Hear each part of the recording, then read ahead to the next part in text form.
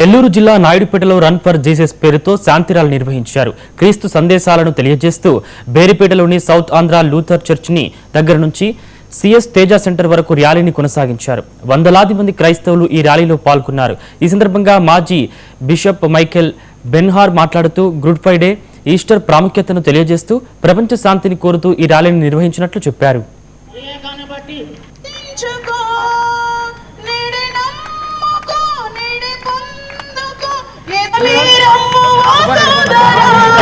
ప్రకటించి ఈరోజు క్రైస్తవ సంఘము, ఆదిమ సంఘము, శాఖోపు శాఖలి భూదిగంత సువార్త ప్రకటించి భూదిగంత విశ్వాసులు ప్రభు అయిన యేసును నమ్మినారు.